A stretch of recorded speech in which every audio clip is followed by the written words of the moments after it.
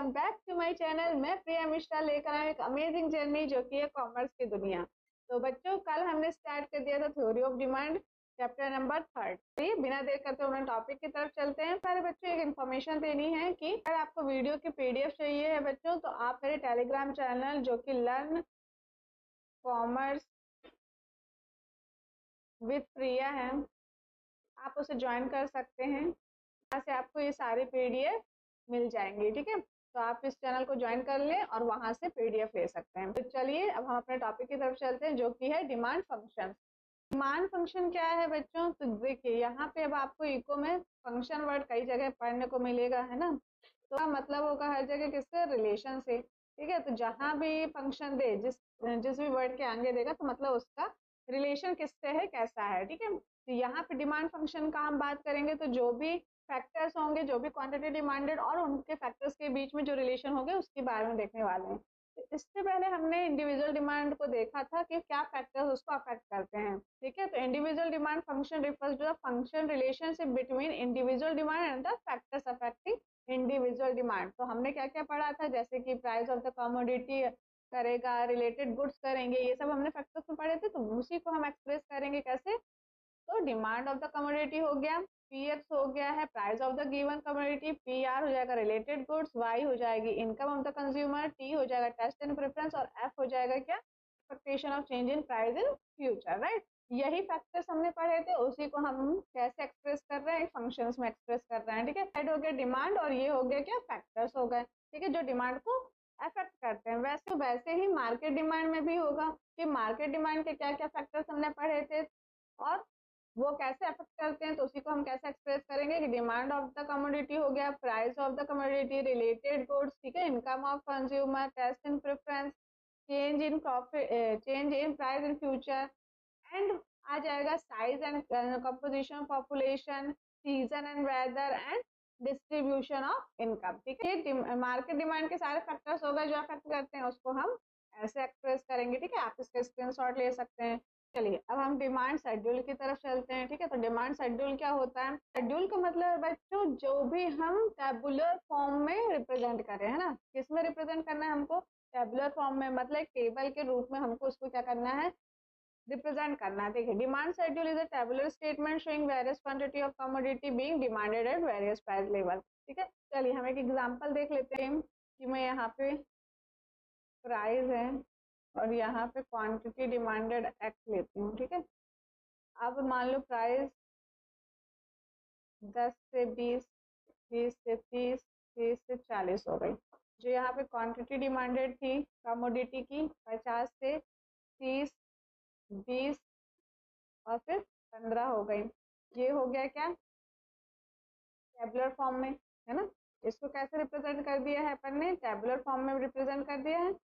ठीक, ये हो गया क्या? टेबल बन गई। अब अगर इसी को मैं एक और कमोडिटी साथ में ले लूं और मैं बोलूं कि Q quantity demanded of Y commodity. ठीक है, अब जब 10 था तो ये कितना था? ये मान लो 30 था। ठीक है, ये 30 हो गया, 20 से ये 25 हो गया, 30 हुआ तो ये गिर गया 20 पे, एंड देन 40 हुआ तो ये आ गया 10 पे। ठीक है, तो ये जब हम एक से ज्यादा कमोडिटी की बात कर रहे हैं तो ये हो गया क्या? हमारी मार्केट डिमांड, है ना। मार्केट डिमांड हो गया। मार्केट डिमांड क्या होती है? दोनों कमोडिटी का प्लस, है ना। तो 50 प्लस 30 80, 30 प्लस 25 55, 40 एंड 25। राइट, वही हमारी मार्केट डिमांड। ठीक है, तो जब हम क्या कर रहे हैं? एक कमोडिटी की बात कर रहे हैं ना, जब हम एक कमोडिटी की बात कर रहे हैं तो ये हमारा हो गया क्या? Individual demand, demand schedule. ठीक है, जब हम मार्केट की भी बात कर रहे हैं तब हो गया क्या? Market demand schedule. ठीक है, ये क्लियर हुआ? चलो देख लेते हैं। यहाँ पे हमने पढ़ा था डिमांड शेड्यूल क्या होता है, ये हमने देख लिया था। It shows the relationship between price of commodity and it's quantity demanded. ठीक है, टू टाइप के होते हैं, individual demand and market demand. अब चलते हैं कि इंडिविजुअल डिमांड क्या होता है, जो हमने पहले ही पढ़ लिया कि demand schedule refers to tabular statement है ना। शेड्यूल का मतलब हो गया कैसा है, टेबुलर स्टेटमेंट है, ठीक है। क्वांटिटीज ऑफ कमोडिटी शो करता है और प्राइस करता है लेवल में, ठीक है। अगर 5 रुपीज था, अगर 5 रुपीज था तो 1 क्वांटिटी थी, 4 हुआ तो 2 हो गया, 3 था तो 3 हो गया। जब प्राइस 2 पे गिरी तब क्वांटिटी क्या हो गई, 4 पे इंक्रीज हो गई। जब प्राइस 1 हो गई तो क्वांटिटी कितनी हो गई, 5 हो गई, है ना। ये याद रखिएगा तो कि कैसा रिलेशन होता है, प्राइस और डिमांड में इनवर्स रिलेशन होता है, ठीक है। तो यहाँ पे क्या देख रहे हैं कि as seen in the schedule quantity demanded of X increase with decrease its price, है ना। जैसे जैसे प्राइस गिर रही है वैसे वैसे क्वांटिटी क्या हो रही है, इंक्रीज हो रही है। और जो हमने बनाया था उसमें क्या था, कि जैसे जैसे प्राइस बढ़ रही है वैसे वैसे क्वांटिटी क्या हो रही है, गिर रही है, ठीक है। इनवर्स रिलेशनशिप हो रहा है। नेक्स्ट चलते हैं मार्केट डिमांड में। तो मार्केट डिमांड में क्या होगा, जो भी कमोडिटी है, जैसे हाउस होल्ड ए है, हाउस होल्ड बी, यहाँ पे एग्जांपल लिया कि डी ए और डी बी है, ठीक है। तो 5 से 4 हुई तो इनकी क्वांटिटी कंज्यूम करने की हो गई 1 से 2 हो गई, ठीक है, इंक्रीज हो गई क्वांटिटी। और डी की भी सेम इंक्रीज हुई। मार्केट डिमांड कैसे निकालेंगे, D A plus D B, है ना। 5 यूनिट में कितना है, 5 रुपीज जब था तो कितने यूनिट थी, 1 प्लस 2 तो 3, 4 में 2 प्लस 3 इक्वल टू 5, 3 में 3 प्लस 4 तो 7, राइट। तो ये हो गया क्या, जब दोनों जितनी भी कम्युनिटी उनका टोटल निकालेंगे तो क्या हो गया, मार्केट डिमांड हो गया। इंडिविजुअल में सिर्फ इंडिविजुअल होता है, राइट। ये क्लियर हुआ market schedule and individual demand schedule. Next चलते हैं बच्चों हम, क्या हुआ बच्चों, जैसे हमने अभी शेड्यूल पढ़ा है तो शेड्यूल का मतलब हुआ टेबुलर रिप्रेजेंटेशन।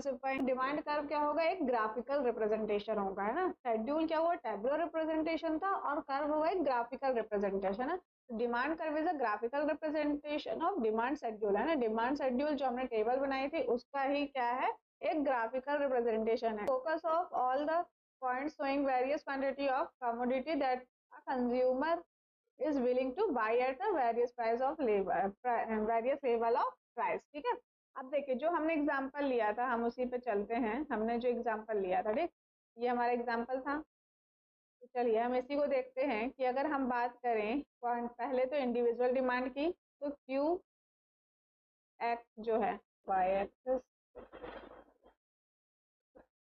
10 20 30 एंड 40, यहाँ पे 10 20 30 40 एंड 50। अब जो 10 यूनिट, इसको हमने 10 कर लिया है। तो मान लीजिए जब 10 था तो कितना था हमारे पास, 50 था। 20 था तो कितना हो गया, 20 था तो हमारे पास हो गया था 30, 30 हुआ तो 20 हो गया, एंड जब 40 हुआ तो कितना हो गया, 10 हो गया। तो ये हो गया हमारे पास डिमांड कर्व, ठीक है। ये डिमांड कर्व हो गई किसकी, डीएक्स की, क्वांटिटी डिमांडेड ऑफ डीएक्स, है ना। तो ये था इंडिविजुअल का, जब हम सिर्फ सिंगल ले रहे थे, एक कमोडिटी की बात कर रहे थे। वहीं पे मार्केट डिमांड क्या हो जाएगा, मार्केट डिमांड हो जाएगा जब हम सेम है 10 20 30 एंड 40, ठीक है।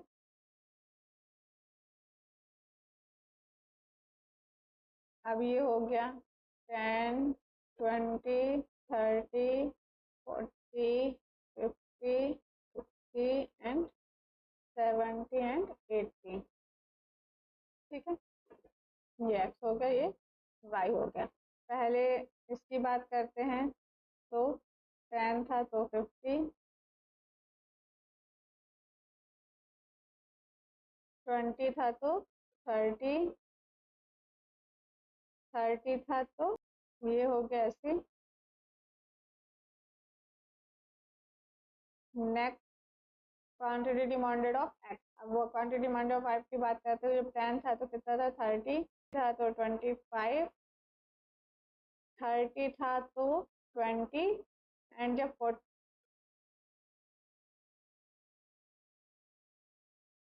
30 था तो 25 कर लेते हैं, और जब 40 था तो कितना हो गया, 5 हो गया, ठीक है। तो ये आया कैसे, ऐसे। ये हो गया क्यू डी वाई। अब मार्केट डिमांड की बात कर लेते हैं। तो जब 10 था तो कितना, 80, 20 था तो कितना, 55, ठीक है, 30 था तो 40, एंड जब 40 था तो कितना हो गया, 20 हो गया, ठीक है। तो ये हो गया मार्केट डिमांड। अब देखिए एक्स हो या क्वांटिटी डिमांडेड ऑफ वाई हो, तो ये दोनों कैसे हैं, थोड़ा सा स्टीप है ना, कैसे कर्व है, ऐसे, ठीक है। लेकिन जो मार्केट डिमांड है वो कैसा है, ऐसा है ना, मतलब फ्लैटर है। ये कैसा है, फ्लैटर है as compare to quantity demanded of X और क्वांटिटी डिमांडेड ऑफ वाई। तो ये क्यों होता है, क्योंकि इसमें जो प्रोपोर्शनल चेंज है वो क्या होता है, ज्यादा होता है, ठीक है। जैसे 80 से 55 आया, 55 से 40 हुआ एंड 20 हुआ, यहाँ प्रोपोर्शनल चेंज होगा उतना ही ज्यादा क्या होगा, कर्व फ्लैट होगा, ठीक है। क्या देखा बच्चे, जो हमारा डिमांड का कर्व होता है वो क्या है, डाउनवर्ड होता है ना, डाउनवर्ड होता है, डाउनवर्ड स्लोप होता है इनके, ठीक है। ये क्लियर हुआ। तो चलिए देखते हैं अब हमने देख लिया था मार्केट डिमांड कर्व को। तो जैसे ही हमारा प्राइस क्या हुआ, 1 से, जब 1 प्राइस था हमारा तो क्वांटिटी थी 5, 2 हुई तो कितनी हो गई 4, 3 हुई तो 3, 4 हुई तो 2 एंड 5। तो ये हमारा हो गया क्या, demand curve of, individual demand curve हो गया। वही मार्केट डिमांड कर्व की बात करेंगे तो डिमांड ऑफ ए और डिमांड ऑफ बी की बात करेंगे, और दोनों को जब टोटल कर देंगे तो हमारे पास मार्केट डिमांड हो जाएगी, ठीक है। और ये क्या होता है, इंडिविजुअल डिमांड से क्या होता है, फ्लैटर होता है। तो ये क्लियर हुआ बच्चों कि मार्केट डिमांड का जो स्लोप है वो कैसा रहेगा, फ्लैटर रहेगा as compare to individual demand, है। क्लियर हो गया। अब स्लोप की अगर बात करें तो स्लोप कैसे निकालते हैं हम डिमांड की, तो स्लोप निकालते हैं change in price upon change in quantity, ठीक है। तो ये हो गया स्लोप का।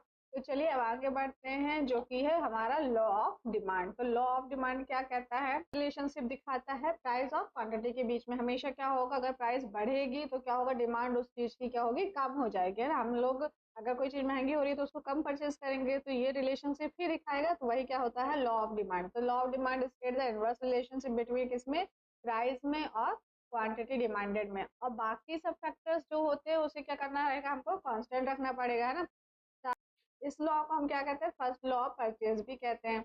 एजम्पशन ऑफ लॉ और डिपेंड, मतलब कि क्या फैक्टर्स हैं जिसे हमें कांस्टेंट रखना है। तो देखो, price of substitute good not do not change, ठीक है, जो सब्स्टिट्यूट गुड के जो प्राइस है उससे चेंज नहीं होना रहेगा। सेकेंड होगा complementary goods remain constant, income of consumer remain constant, there is no expectation in change in price in future.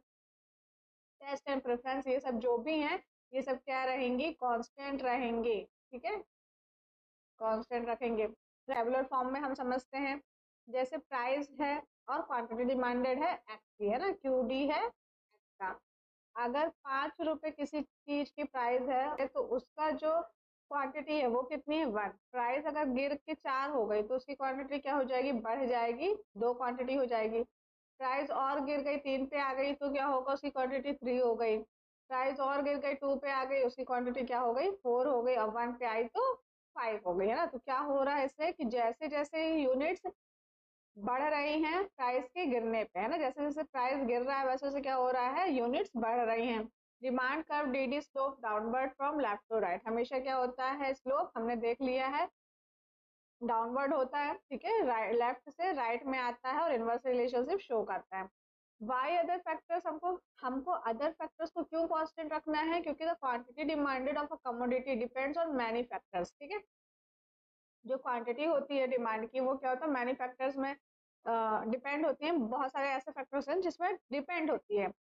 Beside price of the given commodity, if we want to understand the separate influence of one factor, it is necessary that all the other factors are keep constant. कोई समझना है तो बाकी सारे factors को क्या करना पड़ेगा, हमको कांस्टेंट रखने पड़ेंगे।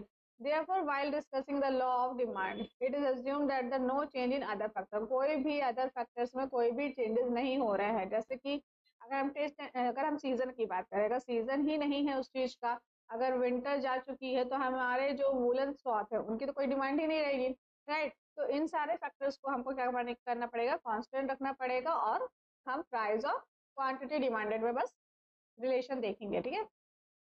नेक्स्ट चलते हैं हम यहाँ पे हमने ये सब कवर कर लिया, इंडिविजुअल डिमांड और मार्केट डिमांड को कवर कर लिया है। आप लोग इसका स्क्रीनशॉट ले लीजिएगा, ठीक है, इसका स्क्रीनशॉट ले लीजिए। ये हो गया। देन हम चलते हैं सब्सटीट्यूट गुड्स और कॉम्प्लीमेंट्री गुड्स। तो सब्सटीट्यूट गुड्स भी हमने देख लिया था कि वो कौन से गुड्स होते हैं जो एक की जगह दूसरा यूज हो सकता है ना, एक के प्लेस में हम दूसरा ले सकते हैं। अगर हम टी की अगर बात करें, टी और कॉफी की बात करें, तो टी का अगर प्राइस बढ़ रहा है तो उसकी जगह क्या यूज कर सकते हैं, कॉफी यूज कर सकते हैं, ठीक है। तो टी और कॉफी की बात हो गई। कॉम्प्लीमेंट्री गुड्स में चलते हैं। तो कॉम्प्लीमेंट्री गुड्स तो क्या होते हैं जो साथ में यूज होते हैं, जैसे कि ब्रेड और बटर की बात करते हैं, तो अगर बटर का प्राइस इंक्रीज हो रहा है तो ब्रेड की डिमांड क्या होगी, कम हो जाएगी, क्योंकि दोनों को साथ में यूज करना क्या होगा, कॉस्टलियर पड़ जाएगा, ठीक है। ये क्लियर हुए कॉम्प्लीमेंट्री गुड्स, सब्स्टिट्यूट गुड्स। अब हम चलते हैं दोनों में डिफरेंस देख लेते हैं। तो मीनिंग क्या हुई, the goods which can be used in place of one other. और कॉम्प्लीमेंट्री क्या होते हैं, जो टुगेदर मतलब साथ में यूज हो रहे हो। नेचर ऑफ डिमांड क्या होता है इनका, कॉम्पिटेटिव होता है ना, कॉम्पिटिशन होता है इन पे। कॉम्प्लीमेंट्री गुड्स में क्या होता है, जॉइंट होता है। तो कैसा रहेगा, तो सब्स्टिट्यूट गुड्स का अपवर्ड रहेगा और कॉम्प्लीमेंट्री गुड्स का क्या रहेगा, डाउनवर्ड रहेगा। रिलेशन कैसा है, तो the price of one substitute good has a positive relation with the quantity demanded of another substitute goods, ठीक है। पॉजिटिव रिलेशन रहेगा, अगर एक की प्राइस बढ़ रही है तो दूसरे का डिमांड बढ़ जाएगी, ठीक है। यही यहाँ पे क्या रहेगा, नेगेटिव रहेगा, ठीक है। नेगेटिव कॉम्प्लीमेंट्री गुड्स में क्या रहेगा, नेगेटिव रिलेशन रहेगा, अगर एक की प्राइस बढ़ी तो दूसरे की डिमांड कम हो जाएगी।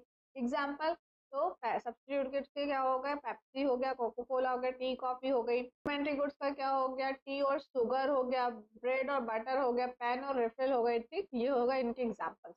नेक्स्ट हम चलते हैं बच्चों, नॉर्मल गुड्स और इंफीरियर गुड्स क्या होते हैं। तो नॉर्मल गुड्स क्या होते हैं, जो increase when there is an increase in income, ठीक है। अगर इनकम इंक्रीज हो रही है तो उनकी डिमांड भी इंक्रीज हो जाएगी। मान लो कि अगर if demand for a refrigerator increase with increase in income, then the refrigerator will be said to be normal goods, है ना। नॉर्मल गुड्स में आ गया रेफ्रिजरेटर, क्योंकि इनकम बढ़ी तो हम क्या हो गया, परचेज करने लग गए, रेफ्रिजरेटर करने लग गए। दूसरा आता है इंफीरियर गुड्स। तो इंफीरियर गुड्स क्या होते हैं, इनकम के बढ़ने से इनकी डिमांड क्या होती है, कम हो जाती है, ठीक है। अगर कंज्यूमर को इनकम इंक्रीज हो रही है तो ही preferred replace single door refrigerator to double door और फ्रेंच डोर स्टाइल रेफ्रिजरेटर, ठीक है। तो ये क्या हो गया, तो जो सिंगल डोर रेफ्रिजरेटर था वो क्या हो गया, इंफीरियर गुड्स हो गया। डिफरेंस आप देख लीजिएगा, ठीक है, और इसका स्क्रीनशॉट ले लीजिएगा। नेक्स्ट चलते हैं हम चेंज इन क्वांटिटी डिमांडेड और चेंज इन डिमांड में। आप लोग स्क्रीनशॉट ले लीजिएगा और देख लीजिएगा, ये सब हमने पहले कवर कर लिया है, ठीक है। नेक्स्ट हम चलते हैं शिफ्ट इन डिमांड कर में। तो शिफ्ट इन डिमांड कर, तो डिमांड कर सबसे पहले क्या शो करता है, हमको रिलेशन शो करता है प्राइस एंड क्वांटिटी डिमांड में, क्वांटिटी ऑफ कमोडिटी डिमांड में। और क्या हम एज्यूम करते हैं कि सारे फैक्टर्स हमारे क्या है, कांस्टेंट है, ठीक है। चेंज इन अदर फैक्टर्स होता है ना, प्राइस को छोड़ के कोई भी चेंज हो, किसी भी फैक्टर में चेंज हो तो उसे हम क्या कहते हैं, चेंज इन डिमांड कहते हैं, ठीक है। चेंज इन डिमांड कब कहते हैं, जब प्राइस को छोड़ करके बाकी सारे फैक्टर्स में चेंजेस आए, ठीक है। और क्या क्या रीजन हो सकती है शिफ्ट होने का डिमांड कर में, तो चेंज इन प्राइस और सब्स्टिट्यूट गुड्स के अगर प्राइस चेंज हो रहे हो, ठीक है। कॉम्प्लीमेंट्री गुड्स के प्राइस चेंज हो रहे हो, इनकम अगर कंज्यूमर की चेंज हो रही हो, ठीक है। टेस्ट एंड प्रेफरेंस कंज्यूमर का चेंज हो रहा हो, expectations of change in price in future, ठीक है। Change in population, distribution of income और सीजन ऑफ वेदर, ये सब रीजन है डिमांड करके शिफ्ट होने का, ठीक है। नेक्स्ट चलते हैं हम, देख लेते हैं। लेफ्ट रहेगा दो तरीकों से, या तो राइट वर्ड होगा या फिर लेफ्ट वर्ड होगा। तो राइट वर्ड कब होगा, जब हमारा जो डिमांड है वो बढ़ जाए, है ना, OQ से OQ1 हो जाए तो क्या हो जाएगा, राइट वर्ड शिफ्टिंग हो जाएगी। जब हमारी डिमांड कम हो जाए, है ना, OQ से OQ2 हो जाए तो क्या हो जाएगा, लेफ्ट वर्ड शिफ्टिंग हो जाएगी, ठीक है। जब इंक्रीज होगा तब राइट वर्ड जाएगा, जब डिक्रीज होगी डिमांड तो लेफ्ट वर्ड जाएगी। अब देखिए इंक्रीज इन डिमांड देखते हैं, when there is an increase in quantity demanded of a commodity because of any factor then other than the price of the commodity, है ना, कोई भी फैक्टर चेंज हो रहा हो प्राइस को छोड़ के तो क्या हो जाएगी, इंक्रीज इन डिमांड हो जाएगी। अब जैसे देखो प्राइस हमारी सेम रहेगी 10 से 10, किसी भी कमोडिटी की हम 150 क्वांटिटी यूनिट्स लेते थे, ठीक है, 10 रुपए में। अब उसी को बढ़ा के क्या कर दिए, 200 कर दिए। तो क्या हो जाएगा, हमारी डिमांड में इंक्रीज हुआ है, तो जो हमारी डिमांड कर्व है वो क्या हो जाएगी, राइटवर्ड शिफ्ट हो जाएगी, ठीक है। राइटवर्ड शिफ्टिंग हो गई। लेफ्टवर्ड क्या होगा, अगर हमारी डिमांड क्या हो जाए, कम हो जाए, है ना, 150 से 100 में आ जाए हम, तो क्या हो जाएगा, लेफ्टवर्ड शिफ्टिंग हो जाएगी, है ना। क्योंकि क्या हुआ है, डिमांड हमारी कम हो गई है, प्राइस हमारा कांस्टेंट रहेगा, अदर फैक्टर की वजह से। ये सारे केस क्लियर हुआ। तो चलो हम देखते हैं कि चेंज इन डिमांड क्यों होता है। चेंज इन डिमांड, ठीक है, ऑकर्स ड्यू टू ले लेते हैं,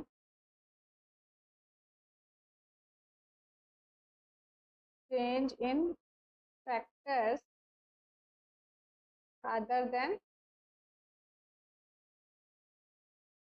प्राइस, ठीक है, प्राइस को छोड़ के किसी भी फैक्टर में चेंज होना, ठीक है। इसकी वजह से क्या होगा, डिमांड कर्व जो होगा, shift in demand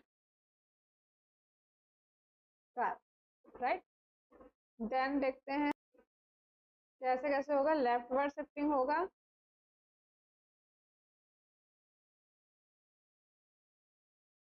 leftward shifting and rightward shifting होगी,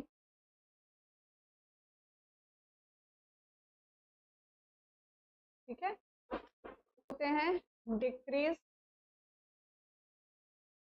इन डिमांड, इसको क्या बोलेंगे, इंक्रीज इन डिमांड,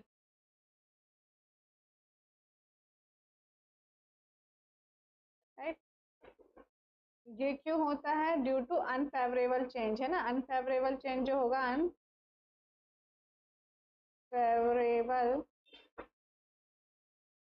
चेंज में जो भी चेंजेस होंगे अनफेवरेबल, इसमें होगा फेवरेबल।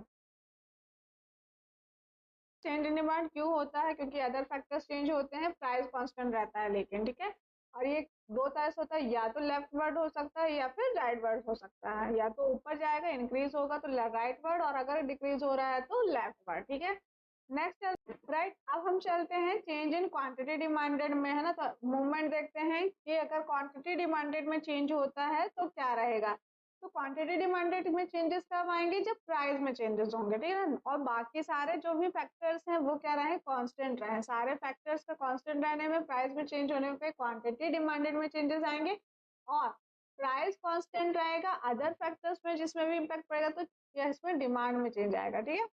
तो हम देखते हैं ये होगा दो तरह से, अपवर्ड और डाउनवर्ड, ठीक है। ये राइटवर्ड और लेफ्टवर्ड ना होकर के क्या होगा, अपवर्ड और डाउनवर्ड होगा। तो अपवर्ड कब होगा, जब प्राइस इंक्रीज हो रहा है ना। ओपी हम देखे प्राइस था, और ओ क्यू था डिमांड, ठीक है। अब ओपी से ओ टू जा रहा है तो डिमांड क्या हो जाएगी, कम हो जाएगी, और ओ क्यू से ओ टू आ जाएगी।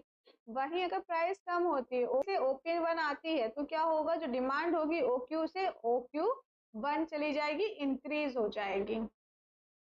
तो चलो हम देख लेते हैं पहले एक्सपेंशन इन डिमांड, है ना। तो एक्सपेंशन इन डिमांड को ही हम क्या बोलते हैं, इंक्रीज इन क्वांटिटी डिमांडेड, है ना। क्वांटिटी डिमांड में इंक्रीज होना होगा जब अदर फैक्टर्स क्या रहे, कांस्टेंट रहे, और प्राइस में बस चेंज आए, है ना। तो जैसे मान लो कि 10 रुपीज था, उसमें हमने 150 यूनिट्स परचेज करते थे, 150 यूनिट परचेज करते थे। जब 8 हुआ, है ना, प्राइस गिर गया, तो क्या होगा, यूनिट की क्वांटिटी क्या हो जाएगी, बढ़ जाएगी, है ना। तो क्या हो जाएगा, ये जो स्लोप होगा वो कैसा हो जाएगा, डाउनवर्ड हो जाएगा, ठीक है।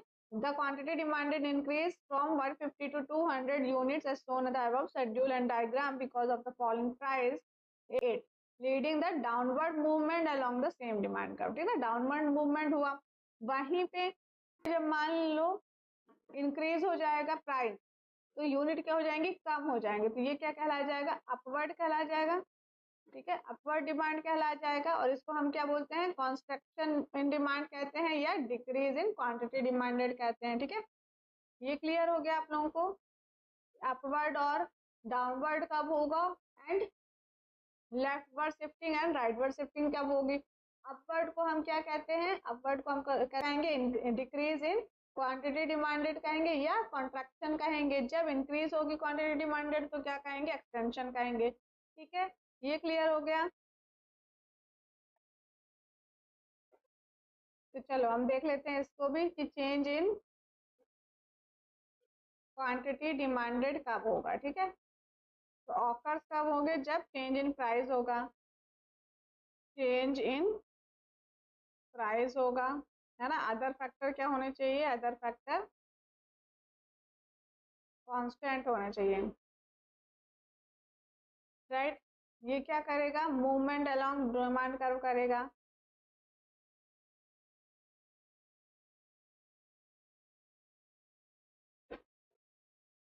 ठीक है, मूवमेंट होगी डिमांड में, कैसी? दो तरह से होगी, या तो अपवर्ड होगी या फिर डाउनवर्ड होगी। ठीक है, अपवर्ड होगी तो क्या होगा? इसी को हम क्या बोलते हैं? Contraction in demand. क्योंकि आपका क्या होगा? Price increase, increase in price. वहीं पे ये क्या होगा? टेंशन होगा इन डिमांड, क्योंकि प्राइस क्या होगी? डिक्रीज होगी, डिक्रीज इन प्राइस। बोलेंगे क्या इसको? किस नाम से जानेंगे? Increase in quantity demanded. इसको किस नाम से जानेंगे? डिक्रीज इन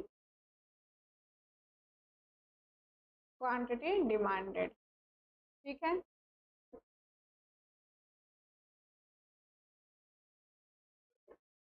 तो ये सब क्लियर हुआ बच्चों कि क्वांटिटी डिमांडेड में कब कब चेंजेस आएंगे।